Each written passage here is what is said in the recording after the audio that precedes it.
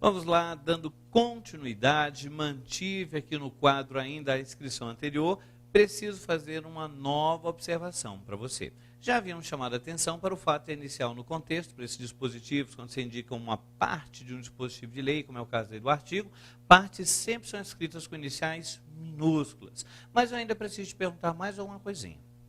Já que é comum que em prova de concurso você precisa, às vezes, citar dispositivos ou parte de um dispositivo, eu aproveitei para colocar aqui para chamar a sua atenção para um outro detalhe. Ao olhar para essa construção, na forma do artigo 5º, inciso 20 da Constituição Federal, você vê algum erro nessa construção? Você não viu? Muito bem. Certas altas autoridades também não veem. Alguns advogados famosos também. Aliás, eu devo dizer, é muito comum que os advogados não vejam, no caso, que eu vou mostrar aqui. É um vício de linguagem do português jurídico, mas convém que você já saiba prontamente para que você não erre isso na sua redação. Olha, o que faltou aqui? Faltou a segunda vírgula. A utilização dessa construção em ordem direta crescente dispensa automaticamente o emprego da vírgula. Se você colocasse em ordem direta, na forma do inciso 20 do artigo 5º da Constituição Federal, automaticamente a ordem direta crescente me faria dispensar as vírgulas. Mas acontece que aqui eu comecei com a parte mediana, depois vim para a subparte, a parte menor, e depois cheguei ao todo. Ou seja, isto aqui está fora do lugar. Houve uma quebra na construção da apresentação desse trechinho da frase. Essas quebras são estruturalmente marcadas por vírgulas. Aliás, é esse o fundamento do emprego das vírgulas, é justamente indicar corretamente a forma mediante a qual construímos aquele trechinho. Portanto, se houve quebra, a quebra é marcada no início e é marcada ao final por vírgula. Não esqueça de colocar a segunda vírgula, é um vício de linguagem e pode fazer você perder ponto à toa na sua redação. Então, fique de olho nesse viciozinho de linguagem do português jurídico quando você for elaborar a sua redação na prova. Tranquilo? Muito bem. Então, voltando aos nossos exercícios, fazíamos, no caso, o exercício número 3, chegamos à conclusão de que esse exercício está errado, visto que, por mais que você coloque no meio da construção essa expressão lei número 8.429, a especificação me faz utilizar sempre inicial maiúscula, visto que agora, como é o todo, a especificação transforma o substantivo em substantivo próprio, o que me obriga sempre a utilizar maiúscula. Vale lembrar e insistir, se for parte é sempre com inicial minúscula. Parágrafo, artigo, inciso, a linha, sempre com iniciais minúsculas. Vamos para o item 4. Os verbos flexionados na terceira pessoa do singular em dispõe e dá deixam subentender como sujeito sintático ementa.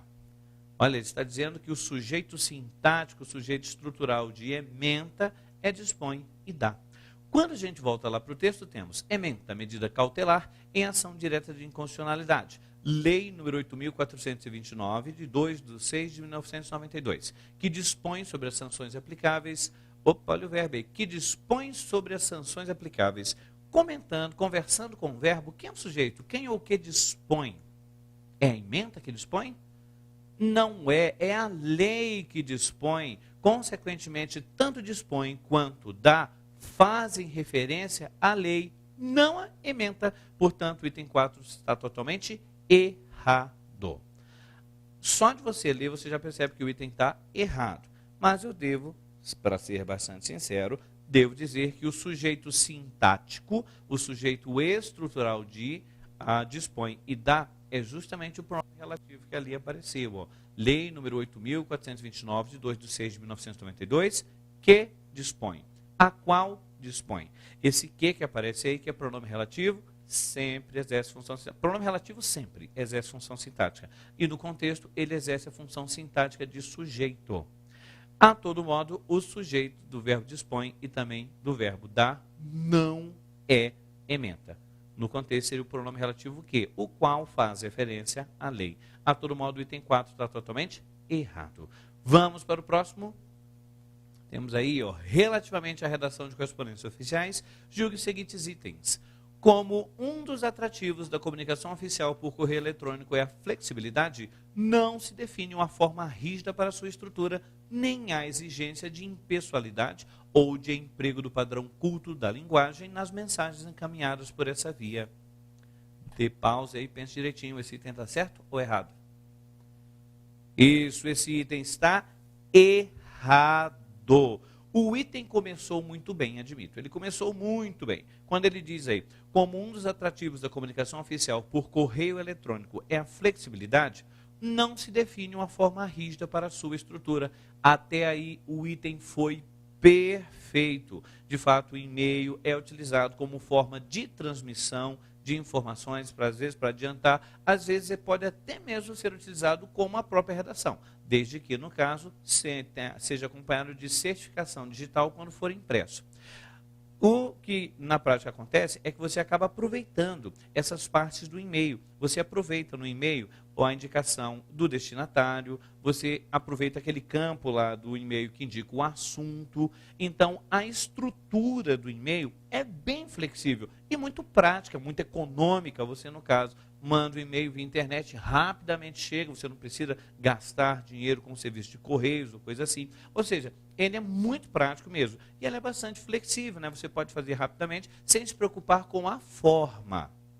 Porém, se a preocupação com a estrutura não é tamanha, a preocupação com o estilo de escrita do texto é a mesma preocupação de toda e qualquer redação oficial.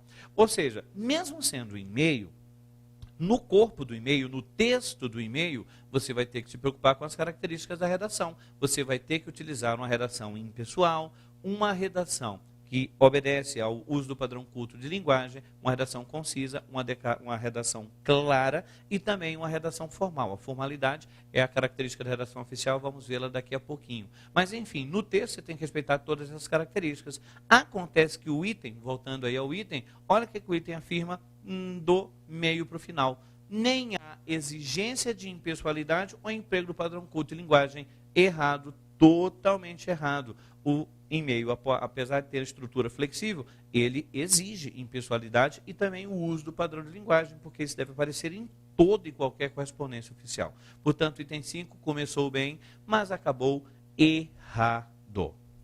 Na sequência, item 6. A concisão e a clareza são características que se devem apresentar na correspondência oficial. Esta se apresenta associada à sintaxe textual. Aquela, por sua vez, refere-se à economia lexical. Veja, quando temos aí, esta se apresenta associada à sintaxe textual, esta seria quem está mais perto, a clareza. A clareza se apresenta associada à sintaxe textual. Já aquela seria a concisão, por sua vez, refere-se à economia lexical. É isso mesmo? Isso, o item está certíssimo. De fato, a clareza está intimamente ligada à forma de você construir o texto, está intimamente ligada à sintaxe do texto. E a concisão nada mais é do que economia de vocábulos, economia lexical. Certo, o item 6. Vejamos então o próximo, item 7. O item 7 afirma aí, ó. Além disso, estão sendo elaboradas normas técnicas para veículos novos, ao passo que para outros veículos, o decreto número 5.296 estabelece que o Inmetro especifique os que poderão ser adaptados dentre aqueles em circulação. E ainda que adaptações, procedimentos e equipamentos a serem utilizados sejam submetidos a programas de avaliação da conformidade. E o item afirma, as escolhas lexicais e sintáticas do texto tornam seu nível de linguagem inadequado para correspondências oficiais. Isso é verdade? Isso, o item está mentindo, é um item falso, um item errado. Vale lembrar o que são escolhas lexicais, escolhas vocabulares. Os vocábulos escolhidos para a construção desse texto são inadequados para uma correspondência oficial? De maneira alguma, são palavras usuais, palavras do português usual, palavras corretamente utilizadas e nenhuma delas dificultou o bom entendimento. Veja que no caso os vocábulos foram muito bem escolhidos, ou seja, o léxico está adequado à redação oficial. E as escolhas sintáticas também foram adequadas? Olha aí, Vale lembrar o que é a escolha sintática, é a escolha estrutural, a escolha das estruturas. Porventura, as estruturas apresentadas pelo texto, os períodos são demasiadamente longos e invertidos, de sorte a dificultar o bom entendimento da informação? Não. De fato, temos aí um período mediano, né? Temos, além disso, estão sendo elaboradas normas técnicas para veículos novos, ao passo que, para outros veículos, o decreto número tal, estabelece que os métodos específicos que poderão ser adaptados dentre aqueles em circulação. É um período um pouco longuinho, mas veja que no meio do caminho houve uma boa pontuação, a estruturação está adequada, de sorte que nós lemos e entendemos prontamente. Portanto, as escolhas sintáticas, as escolhas estruturais, também foram boas, ou seja, o item de fato está mentindo, é um item falso, um item errado. Vejamos o próximo item. Item 8. Nesses choques, Estado e cidadãos buscam argumentar com princípios que estão na Constituição, seja nos capítulos que relacionam os direitos e garantias fundamentais, seja nos demais 249 artigos da Carta. Mas isso não é suficiente para atribuir a razão a algum dos lados. E o item afirma, devido à seleção lexical, o parágrafo é inadequado para compor uma correspondência oficial. É isso mesmo? Isso, o item é um item falso, um item errado, um item mentiroso. Veja que ele está questionando acerca da seleção lexical. O léxico escolhido, o vocabulário escolhido, está inadequado para uma correspondência oficial? Não, você utilizou palavras do padrão de linguagem. O padrão usualmente utilizado quando as pessoas se comunicam, logicamente, respeitando a correção gramatical. Mas são palavras utilizadas de maneira padronizada, não é regionalismo, não é linguagem técnica ou jargão, temos boas palavras. O item, portanto, está mentindo, é um item falso. Vejamos então o próximo item, o item 9. O item 9 apresenta aí, cada um dos itens a seguir apresenta trecho de redação de correspondência oficial que deve ser julgado de acordo com os requisitos de impessoalidade, correção gramatical, clareza e concisão de linguagem. São itens aí do CESP, de prova recente, prova de 2011, esses itens. Vejamos, o item 9 afirma: estamos solicitando a aquisição de um jet ski para servir de apoio às ações da equipe que atua nas margens do rio e da represa, em vista das diversas ocorrências de acidentes com banhistas, pescadores e esportistas que frequentam a região. E aí, temos um bom item para uma redação oficial ou esse item deve ser considerado errado, inadequado para uma redação oficial? Isso, esse item 9 está errado. Primeiro, observe que ele começa dizendo, estamos solicitando, seria mais sintético dizer, simplesmente solicitamos. Bom, se fosse apenas isso, se a ocorrência fosse apenas essa locução verbal, em vez de estamos, solicitamos, o chato gerundismo, se fosse só isso, até que você poderia engolir meio a seco e deixar passar. Mas acontece que não é só isso. Voltemos ao texto e observe que você tem aí pelo menos 2 erros de caráter gramatical. Estamos solicitando a aquisição. Ora, quem solicita, solicita algo. O verbo solicitar não rege a preposição a, ele não exige a preposição a, portanto é impossível a presença dessa crase em a aquisição. Errada a construção, sem preposição é impossível crase. Igualmente, lá na última linha do texto, esportistas que frequentam a região. Ora, quem frequenta, frequenta algo, frequenta algum lugar. O verbo frequentar também não utiliza preposição, portanto é impossível a crase em a região. Ou seja, o item não respeitou a correção gramatical, totalmente errado o item 9. Já na sequência, o item 10 apresenta aí.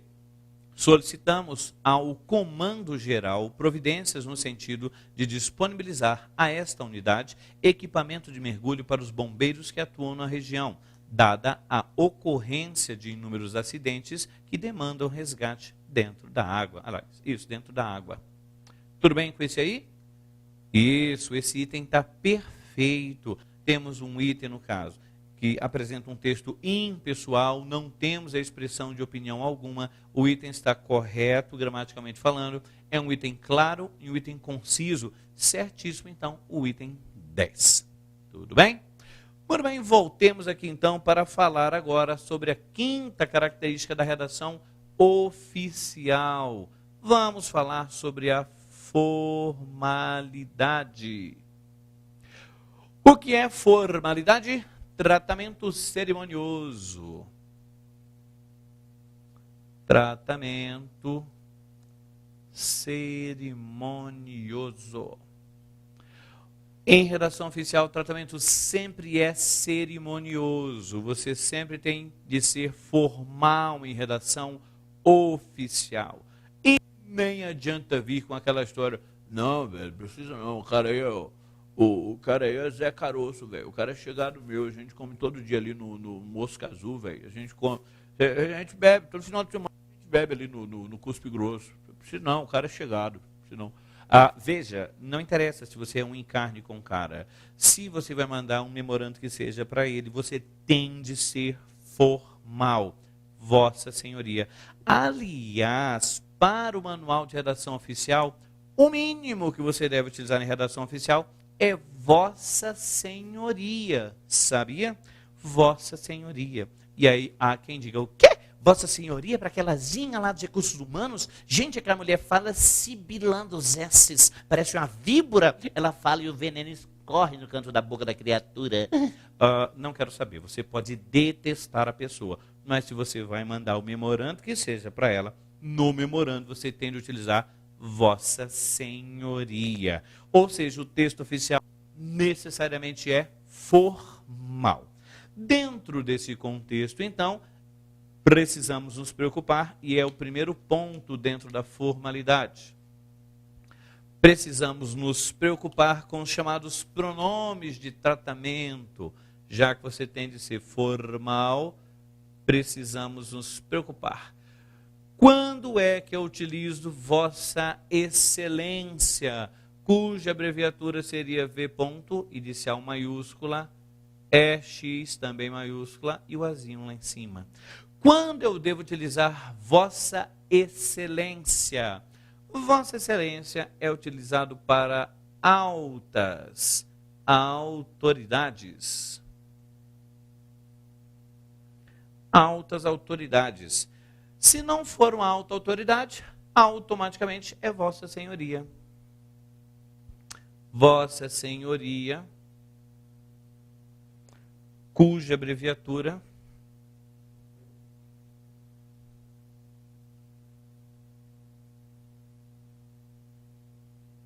é V ponto, S ponto e o azinho lá em cima.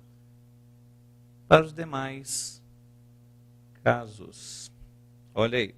Cuidado com a abreviatura de Vossa Senhoria. Se porventura você esquecer esse azinho aqui, ó, Vossa Santidade. Cuidado. Informamos a Vossa Santidade, não dê importância demais a um servidor que não tem tamanha importância. Veja, então não é V.S.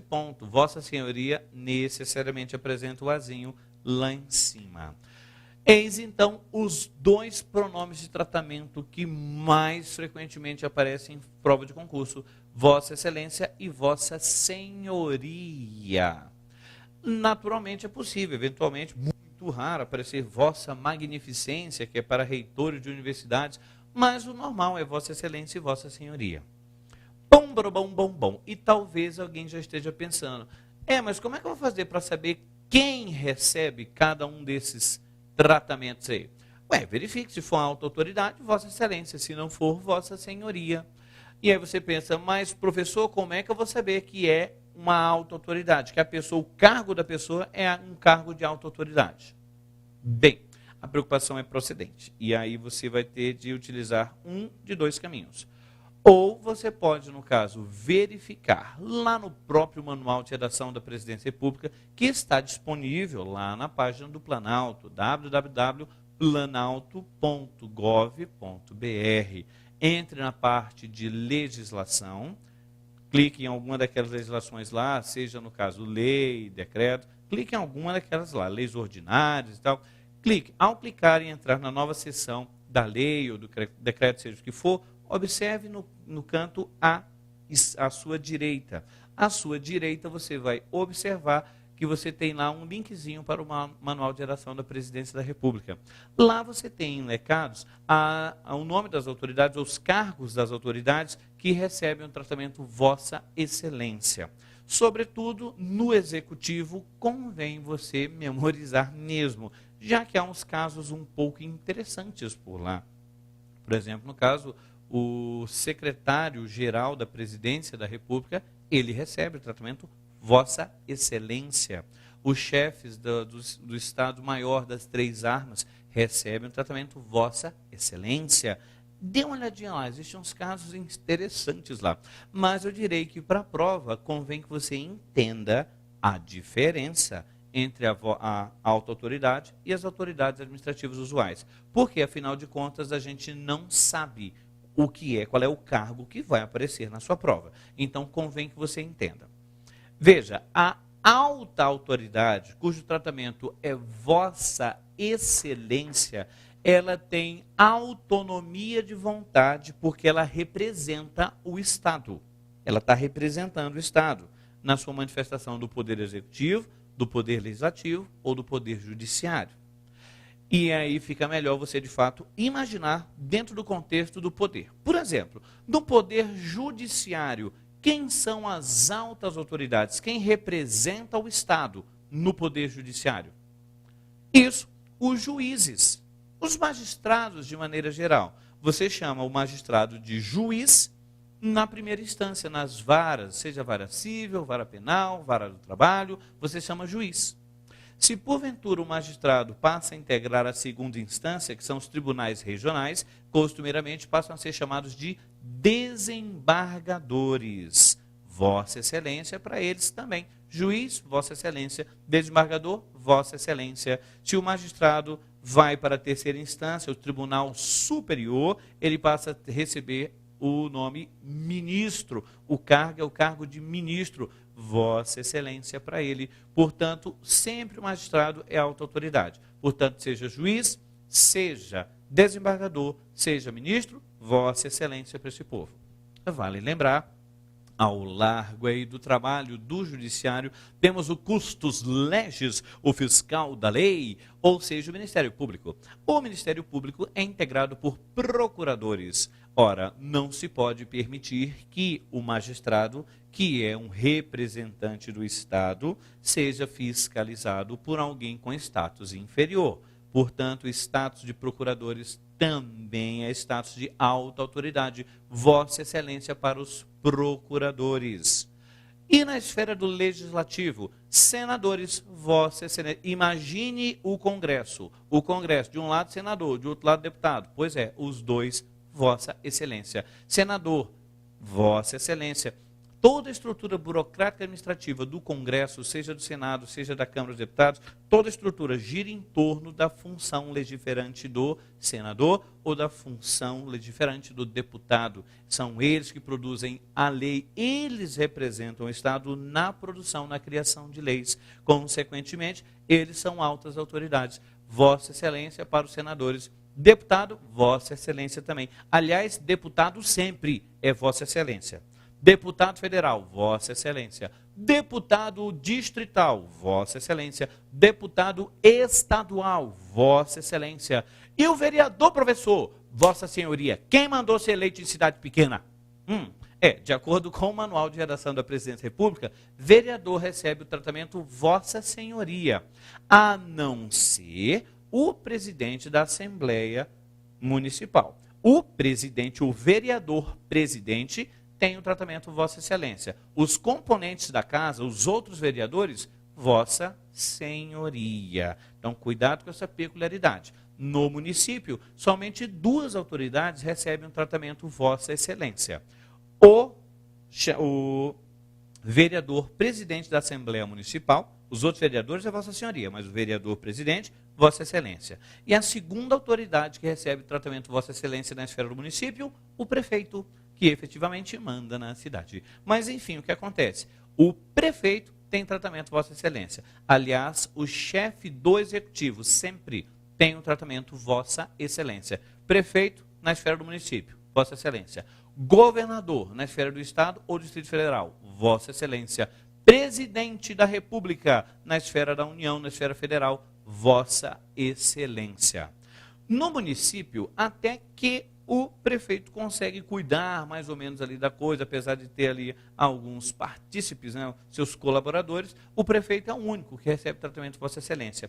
Agora, nos estados, o governador necessariamente vai nomear secretários de governo. E na esfera federal, o presidente da República, ou a presidente da República, vai nomear ministros de Estado ou secretários de Estado.